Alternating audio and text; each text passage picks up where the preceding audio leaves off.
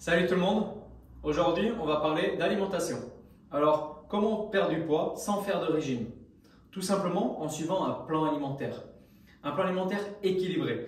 En fait, beaucoup de personnes pensent qu'un plan alimentaire c'est tout de suite un régime, mais pas du tout. Je ne vais pas vous demander de manger des légumes à l'eau et de l'avoine nature tous les matins ou tous les midis. Non, c'est pas du tout ça. Un plan alimentaire équilibré est basé sur votre métabolisme.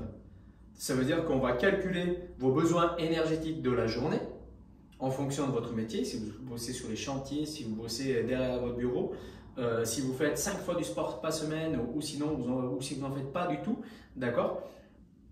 Et après, on met en place le plan alimentaire par rapport à des macronutriments bien spécifiques.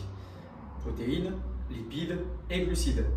Au niveau des protéines, vous savez, il faut qu'on soit à 1,6 par rapport à votre poids de corps minimum, d'accord, pour maintenir votre masse musculaire, voire prendre de la masse musculaire. Et arrêtez de vous dire que tout de suite, dès qu'on a un plan alimentaire, qu'on a de la protéine le matin, le midi et le soir, c'est un régime hyper protéiné. Déjà, ce n'est pas un régime, et de deux, c'est juste un plan alimentaire équilibré, donc les protéines, s'il y en a le matin, le midi et le soir, et même en collation, c'est tout à fait normal si ce plan alimentaire est calculé par rapport à vos besoins. Ensuite, on vient intégrer dans votre plan alimentaire les lipides et enfin les glucides, ce qui va vous donner un plan alimentaire avec un petit déjeuner. Généralement, dans mes plans alimentaires, je mets 3 choix, plutôt du salé, du sucré, selon vos envies. Ensuite, le repas du midi, il faut savoir qu'il y a de la protéine, des féculents, des légumes et un dessert. Il y a un dessert. Ce n'est pas parce que c'est un plan alimentaire que tout de suite on n'a pas de touche sucrée pour finir son repas. Pas du tout.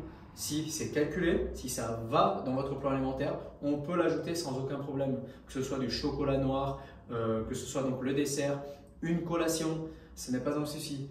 Que ce soit une collation sucrée ou salée. Il y a plusieurs choix. Et pareil pour le soir, si le soir vous aimez bien finir avec une touche sucrée, on met un dessert tant que ça rentre dans votre plan alimentaire. Il faut que tout soit calculé et équilibré, d'accord? Donc normalement, si vous avez vu ma dernière transformation que j'ai postée, donc Pedro qui a perdu 72 kg, 72 kg ce n'est pas rien et à aucun moment il n'a eu faim, à aucun moment même il avait l'impression de trop manger. À aucun moment il était fatigué et ça c'est des critères à prendre en compte. Il ne faut pas avoir faim quand vous devez perdre du poids ou peut-être les 2 premiers jours parce que votre corps n'est pas habitué. Si jamais vous passez de 10 000 calories par jour, que vous passez à 2005, c'est normal qu'on ait un peu faim, mais voilà. Après ça se rééquilibre et c'est pas un souci. Il faut arrêter de se dire on va faire un régime pour perdre du poids. Il n'y a pas besoin. Arrêtez les restrictions, arrêtez les contraintes. Essayez de trouver un plan alimentaire qui vous convient, car le secret, c'est ça, c'est de trouver un plan alimentaire qui vous convienne et que vous pouvez garder sur le long terme. D'accord? Ça, c'est le secret pour réussir une perte de poids ou même une prise de masse. Votre plan alimentaire doit vous convenir du début à la fin. D'accord?